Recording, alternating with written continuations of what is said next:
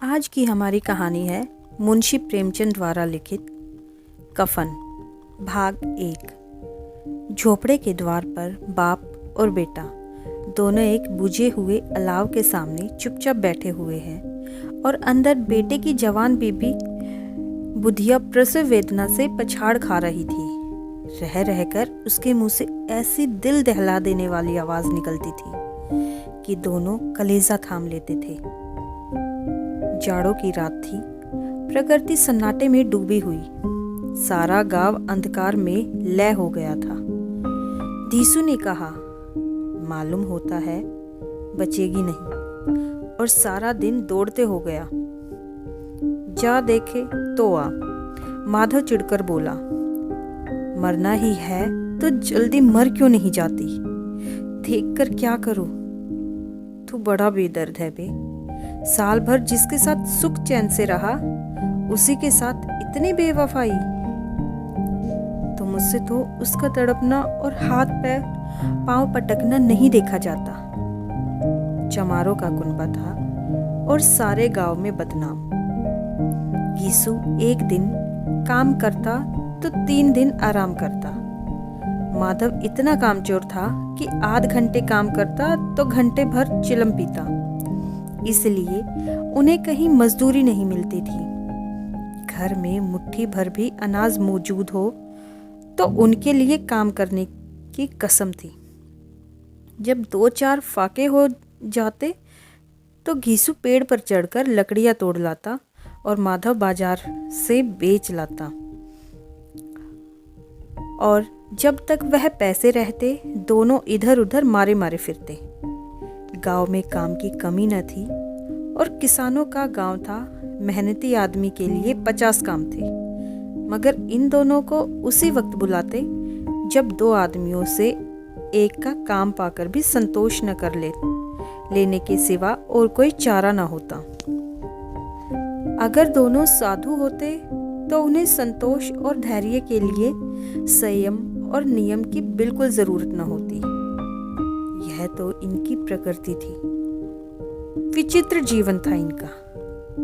घर में मिट्टी के 2-4 बर्तन के सिवा कोई संपत्ति नहीं। फटे चीथड़ों से अपनी नग्नता को ढाके हुए जिया जाते थे। संसार की चिंताओं से मुक्त, कर्ज से लदे हुए। गालियां भी खाते, मार भी खाते, मगर कोई गम नहीं। दिन इतने की वसूली की बिल्कुल आशा न रहने पर भी लोग इन्हें कुछ न कुछ कर्ज दे देते थे।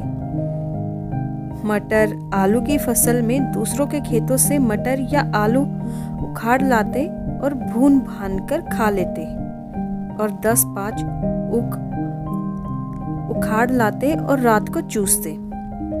घीसू ने इसी आकाश वृत्ति से 60 साल की उम्र काट दी, और माधव भी सपूत बेटे की तरह बाप के ही पद चिन्हों पर चला रहता था, बल्कि उसका नाम और भी उजागर कर रहा था। इस वक्त भी दोनों अलाव के सामने बैठकर आलू भून रहे थे, जो कि किसी खेत से खोद लाए थे। घीसू की स्त्री का तो बहुत दिन हुए देहांत हो गया था। माधव का ब्याह पिछले साल हुआ था।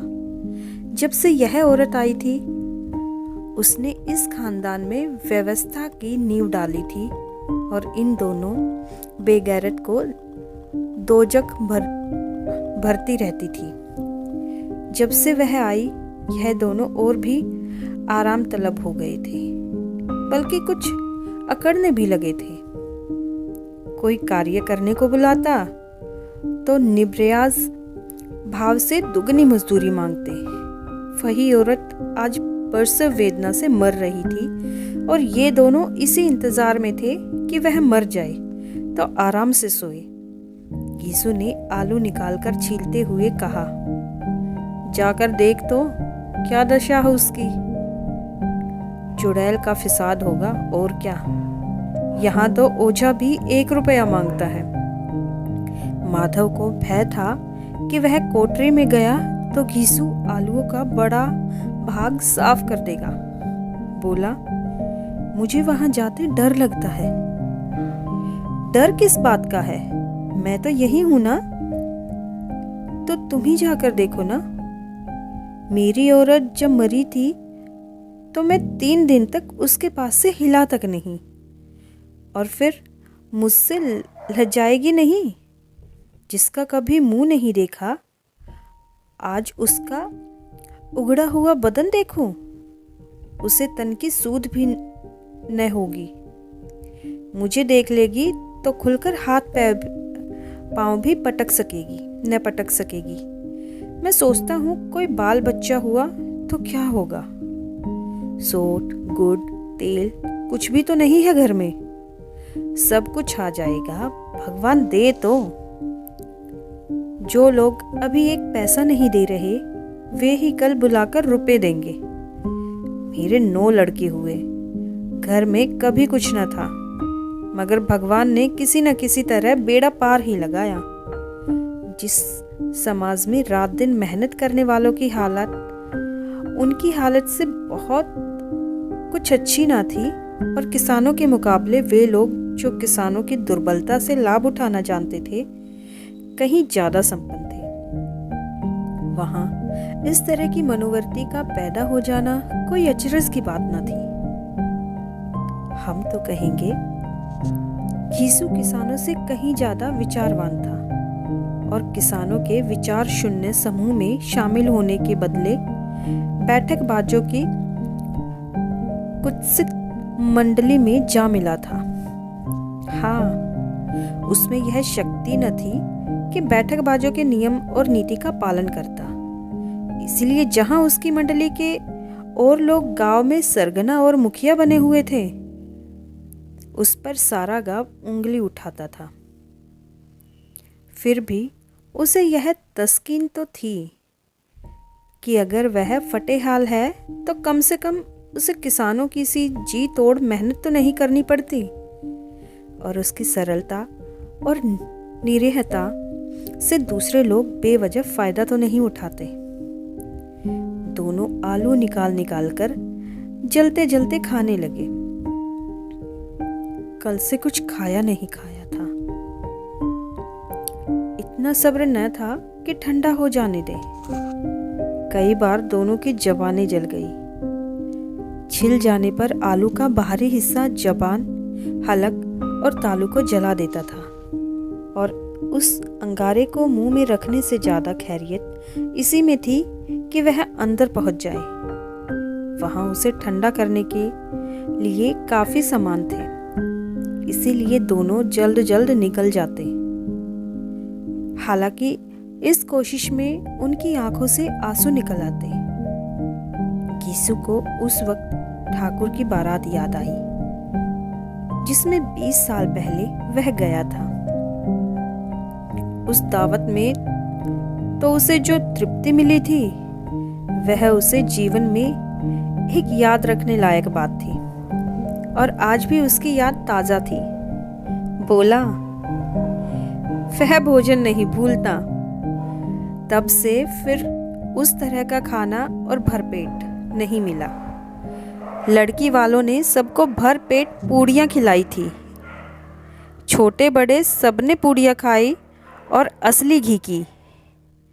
चटनी, रायता, 3 तरह के सूखे साग, एक रसेदार तरकारी, दही, चटनी, मिठाई। अब और क्या क्या बताऊं कि उस भोज में क्या स्वाद मिला था। कोई रोक टोक नहीं थी। जो चीज चाहो मांगो और जितना चाहो खाओ।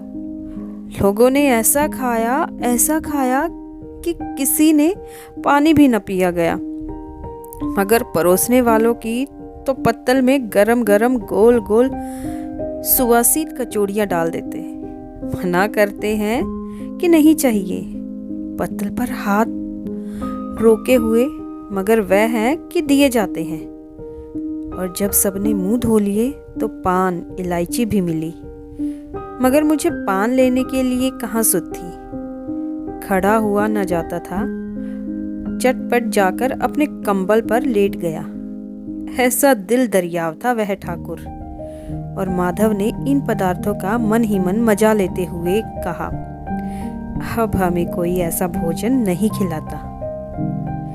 अब कोई क्या खिलाएगा? वह जमाना दूसरा था। अब तो सबको किफ़ायत सूझती है। शादी ब्याह में मत खर्च करो, क्रियाक्रम में मत खर्च करो। पूछो गरीबों का माल बटोर बटोर कर कहाँ रखोगे? बटोरने में भी तो कमी नहीं है। हाँ, खर्च में किफ़ायत सूझती है। तुमसे एक 20 पूरियाँ खाई होंगी, 20 से ज़्यादा खाई थी। मैं 50 खा जाता, 50 से कम मैंने न खाई होंगी। अच्छा पकाना, तू तो मेरा आधा भी नहीं है। आलू खाकर दोनों ने पानी पिया और वहीं अलाव के सामने अपनी धोतियां ओढ़कर पांव पेट में डाले सो रहे, जैसे दो बड़े बड़े अजगर गेंडुलियां मारे पड़े हो। और बुधिया अभी तक करहा रही थी। आगे की कहानी जानेंगे आगे के अगले भाग में।